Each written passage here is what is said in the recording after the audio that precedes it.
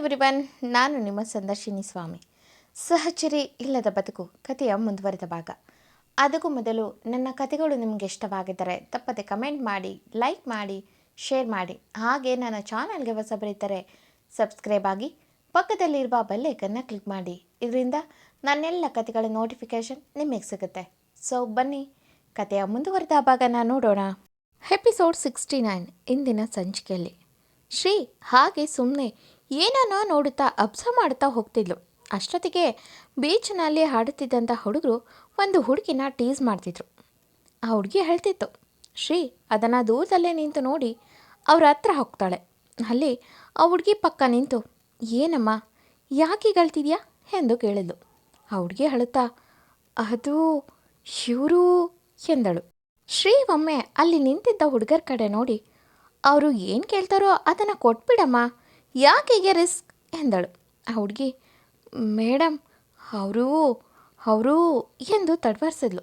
ಶ್ರೀ, ಏನು ಮುತ್ತು ಕೇಳಿದ್ರಾ? ಹೋಗಲಿ ಬಿಡು, ಒಂದೇ ತಾನೇ, ಕೊಟ್ಬಿಡು. ಎಲ್ಲಿ ಕೊಡಬೇಕಂತೆ ಎಂದು ಆ ಹುಡುಗಿ ಕೈ ಹಿಡಿದು ಅವರ ಕೆನ್ನೆಗೆ ಬಾರಿಸಿ, ಇಲ್ಲಿಗ ಇಲ್ಲ ತುಟಿಗುವ ಎಂದು ಮುಖ ಮೂತಿ ನೋಡದೆ ಹೊಡಿಸಿದ್ಲು. ಆ ಹುಡುಗಿ ಕೈ ಹಿಡಿದು ಶ್ರೀ ಹಾಗೆ ಆ ಹುಡುಗಿ ಕೈಯಲ್ಲಿ ಒಡಿಸಿದ್ದು ನೋಡಿ ಕೋಪದಲ್ಲಿ ಅಲ್ಲಿದ್ದ ಹುಡುಗರು, ಹೇ ಏನೇ ಇಷ್ಟೊಂದು ಧೈರ್ಯ ನಮ್ಮ ಅಡ್ಡಕ್ಕೆ ಬಂದು ನಮ್ಮ ಮೇಲೆ ಕೈ ಮಾಡೋವಷ್ಟು ಕೊಬ್ಬ ಎಂದು ಶ್ರೀ ಕಡೆ ನೋಡಿದ್ರು.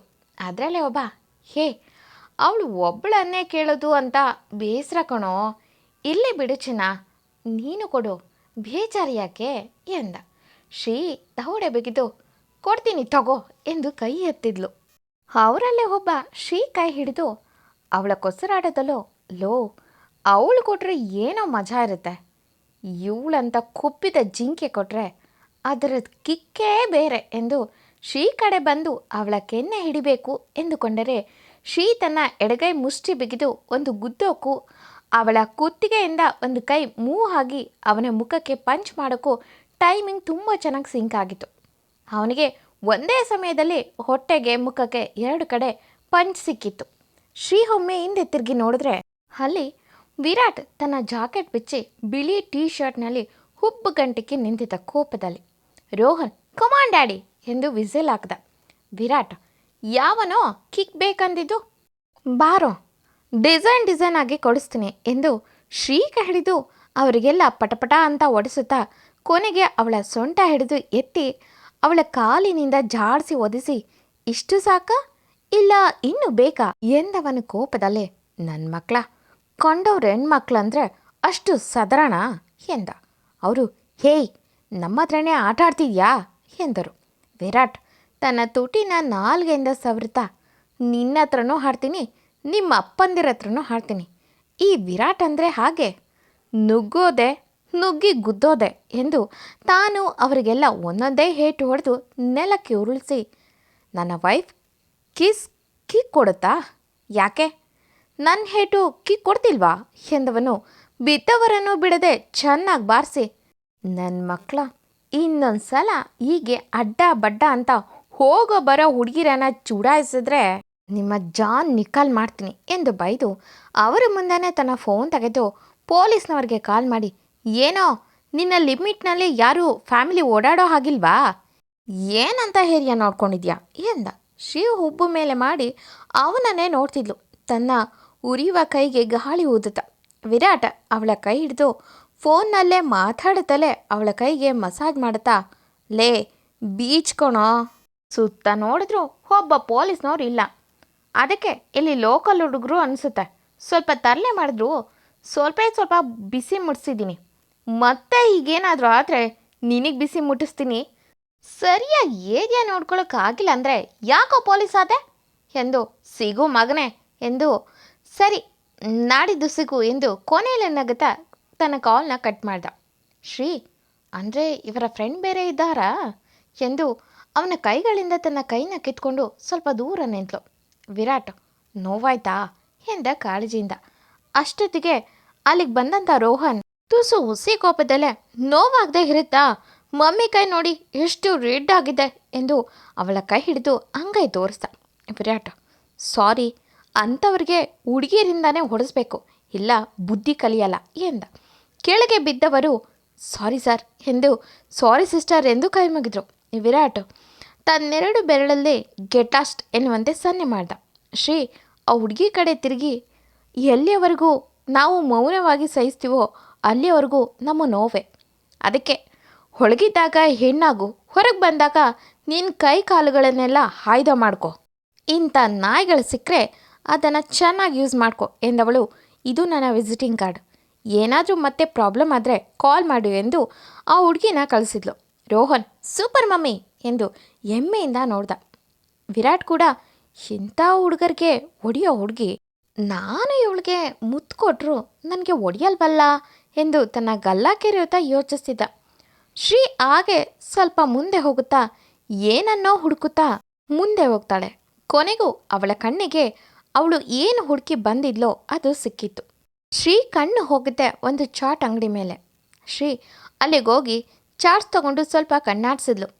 ಕಣ್ಣಿಗೆ ಕನ್ನಡಕ ಹಾಕಿ ಹಾಗೆ ಸುತ್ತ ಸ್ಕ್ಯಾನ್ ಮಾಡಿದ್ಲು.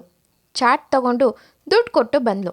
ಶ್ರೀ ವಿರಾಟ್ ಮುಂದೆ ನಿಂತು ನಿಮ್ಮ ಫೋನ್ ಕೊಡಿ ಎಂದಳು. ವಿರಾಟ್ ಯಾಕೆ ಎಂದ. ಶ್ರೀ ಯಾಕಂದರೆ ನನ್ನ ಫೋನ್ ಹೊಡೆದಾಕಿದ್ದೀರಲ್ಲ ಅದಕ್ಕೆ ಎಂದು. ಇವಾಗೇನೋ ಕೊಡ್ತೀರಾ ಇಲ್ವೋ ಎಂದಳು. ವಿರಾಟ್ ಸ್ವಲ್ಪ ಹಿಂಜರಿಕೆಯಲ್ಲೇ ತನ್ನ ಫೋನ್ನ ಕೊಟ್ಟ. ಶ್ರೀ ಕಣ್ಣಿಗೆ ವಿರಾಟ್ ಕೊಟ್ಟಂಥ ಫೋನ್ ಡಿಸ್ಪ್ಲೇನಲ್ಲಿ ಶ್ರೀ ಮತ್ತು ವಿರಾಟ್ ಫೋಟೋನೇ ರಾರಾಜಿಸಿದಿರೋದು ಕಂಡಿತು. ಶ್ರೀ ಒಮ್ಮೆ ವಿರಾಟ್ ಕಡೆ ನೋಡಿದ್ಲು. ವಿರಾಟ್ ತಾನೇನು ನೋಡೇ ಇಲ್ಲ ಎನ್ನುವಂತೆ ರೋಹನ್ ಏನಾದರೂ ತಿಂತೀಯಾ ಎಂದು ಕೇಳ್ತಿದ್ದ. ಶ್ರೀ ಮನದಲ್ಲೇ ಕಳ್ಳ, ಈ ಕಳ್ಳ ಕೆಲಸಕ್ಕೆ ಫೋನ್ ಕೊಡೋಕ್ಕೆ ಹಿಂದೇಟ್ ಹಾಕುತ್ತಿದ್ದಿದ್ದು ಎಂದುಕೊಂಡಳು. ಅವನು ಫೋನ್ ತೆಗೆದು ಯಾರೋ ಪೊಲೀಸ್ನವ್ರಿಗೆ ಕಾಲ್ ಮಾಡಿ ಕನ್ಫರ್ಮ್ ಅವನೇ ಇವತ್ತು ರಾತ್ರಿ ಅಟ್ಯಾಕ್ ಮಾಡಿ. ಇಲ್ಲಿ ಸುತ್ತ ತುಂಬ ಹೆವಿ ಟ್ರಕ್ ಟಯರ್ ಮಾರ್ಕ್ಸ್ ಇದೆ, ಅದಿನ್ನೂ ಮಾಸಿಲ್ಲ ಎಂದಳು.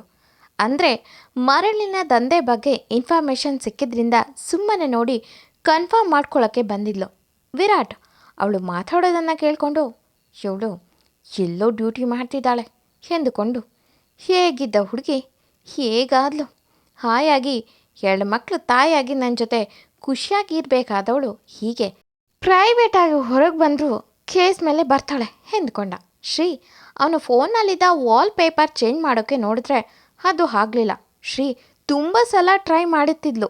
ಅಷ್ಟೊತ್ತಿಗೆ ವಿರಾಟ್ ಅವಳ ಕೈಯಿಂದ ತನ್ನ ಫೋನ್ನ ಕಿತ್ಕೊಂಡು ನೋಡೋಕ್ಕಷ್ಟೇ ಪರ್ಮಿಷನ್, ಹೀಗೆಲ್ಲ ಡಿಲೀಟ್ ಮಾಡೋಕ್ಕಲ್ಲ ಎಂದು ಕಣ್ಣೊಡೆದು, ನಿನ್ನ ಡ್ಯೂಟಿ ಅವರ್ ಮುಗ್ದಿದ್ರೆ ನಾವು ಸ್ವಲ್ಪ ಸಮಯ ಇಲ್ಲೇ ಯಾವುದಾದ್ರೂ ಗೇಮ್ ಪ್ಲೇ ಮಾಡೋಣ ಎಂದ.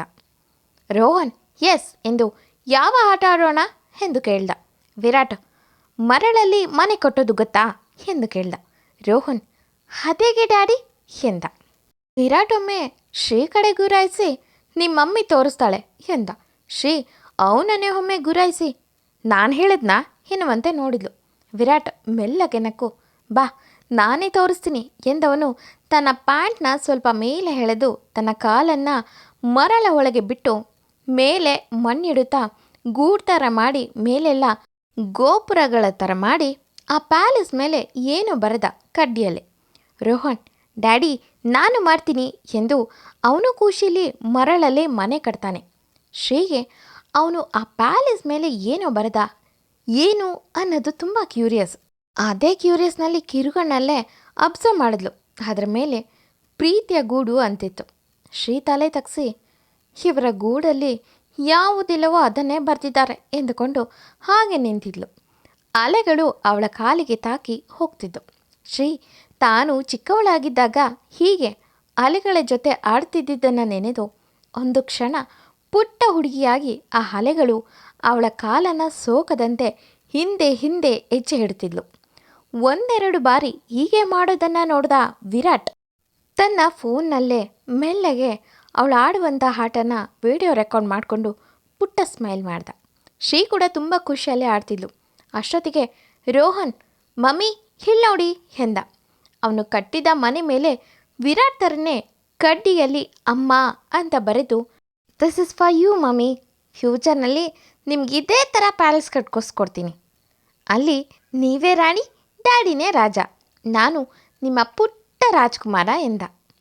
ಅವನ ಮಾತು ಎಷ್ಟು ಮುಗ್ಧವಾಗಿತ್ತೋ ಅಷ್ಟೇ ಸೀರಿಯಸ್ ಆಗಿತ್ತು ಕೂಡ.